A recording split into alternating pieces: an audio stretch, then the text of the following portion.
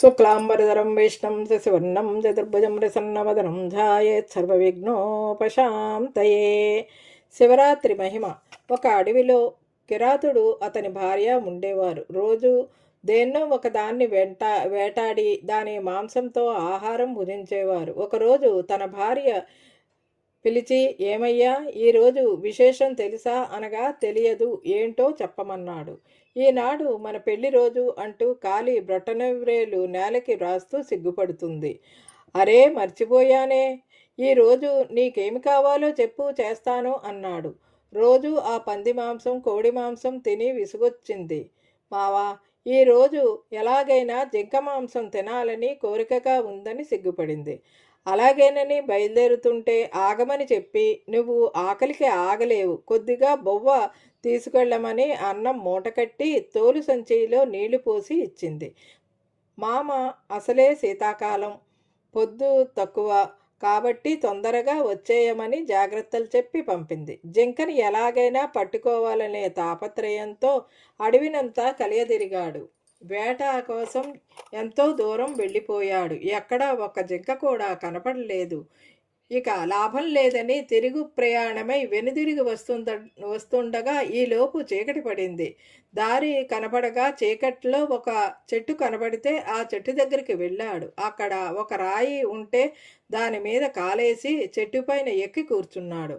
ఉదయం నుండి వేట తమకంలో ఆహారం ఏమీ తీసుకోకపోవడం వలన ఆకలి వేసి అన్నం తిందామని మూట కోసం చూస్తే కనబడలేదు. దారిలో ఎక్కడో పడిపోయి ఉంటుందనుకుని తోలు సంచిలో ఉన్న నీరు త్రాగి చెట్టుపైనే పడుకున్నాడు. శశిరం కావటంతో చలికి వణుకుతూ అలానే పడుకున్నాడు. వణుకుతూ ఉండటం చేత తన దగ్గర ఉన్న నీరు వణికినప్పుడల్లా కొంచెం కొంచెం చెట్టు కింద ఉన్న రాయి మీద పడ్డాయి.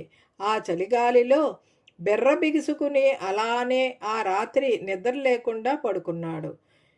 ఇంకో ప్రక్క కిరాతుడి భార్య అడవిలో భర్తకి ఏమి జరిగిందో, అసలు ఏమైనా తిన్నాడో లేదో అనే ఆలోచనలతో అన్నం మూట తెల్లవారగానే కట్టుకుని బయలుదేరింది.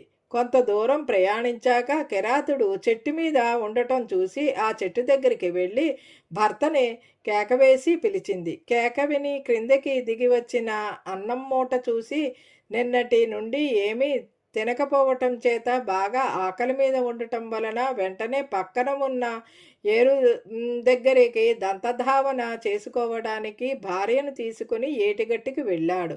దంతధావన చేసి ఖాళీ చేతులు కడుక్కొని తెచ్చిన సద్దిని తినాలని చూస్తే ఇంతలో కుక్క వచ్చి ఆ మూటలో అన్నం తినేసింది.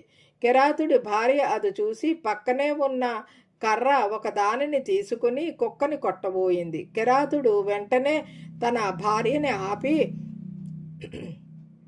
తిననివ్వవే, పాపం అది కూడా సాటి ప్రాణే కదా, ఎంత ఆకలితో ఉందో అని జాలిపడ్డాడు. భార్య ఆశ్చర్యపోయి, ఏంటి మావా, రాత్రికి రాత్రి ఇలా మారిపోయావు, జంతువు కనబడితే ఊరుకునేవాడివి కాదు కదా అని ప్రశ్నించింది. నిజమే, కానీ ఎందుకో జాలేస్తుందే వీటిని చూస్తుంటే.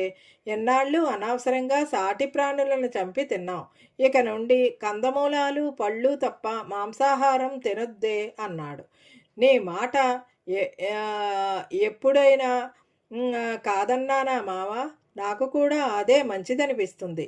ఇక నుండి సాటి ప్రాణుల్ని ప్రేమిద్దాం అంటూ ఆనాటి నుండి మాంసాహారం మాని కేవలం కందమూలాలు మాత్రమే తింటూ కాలం గడిపారు. కొన్నాళ్ళకి ఇద్దరూ మరణించారు. మరణించిన తర్వాత వీరిని యమభటులు వచ్చి వీరిని తన్నుకుంటూ తిట్టుకుంటూ తీసుకొళ్తుంటే దేవతలు వచ్చి వారిని ఆపి, ఇతడిని మీరెందుకు తీసుకెళ్తున్నారు, ఇతడు కైలాసానికి రావలసిన వాడు, ఎంతో పుణ్యం చేసుకున్నాడు, అందువలన ఇతడు వెళ్లాల్సింది కైలాసానికే గాని నరకలోకానికి కాదు అన్నారు. ఇతడు ఎన్నో హత్యలు దొంగతనాలు ఇంకెన్నో ఘోరాలు చేశాడు కనుక ఇతనిని నరకానికే తీసుకువెళ్ళాలి, మీరేమో స్వర్గానికి అంటున్నారు. ఇతడు చేసిన పుణ్యం ఏమిటి తెలియచేయండి. ఇతడు మహాశివరాత్రి నాడు బిలవపత్రాలతో నీటితో రాత్రంతా జాగారం ఉండి శివలింగానికి అర్చన చేశాడు కనుకనే ఇతనిని కైలాసానికి తీసుకువెళ్ళాలి. ఏ రోజు పూజించినా పూజించకపోయినా మహాశివరాత్రి నాడు తెలిసి కానీ తెలియక కానీ శివలింగానికి అభిషేకం చేసి జాగారం చేస్తే వారు శివుని సాన్నిధ్యం చేరుకుంటారు అని కిరాతకుడిని కైలాసానికి తీసుకువెళ్ళిపోయారు. ఇది శివరాత్రి. శివునికి అర్చన చేసి జాగారం చేస్తే కలిగే ఫలం. ఇదండి ఈనాటి వీడియో.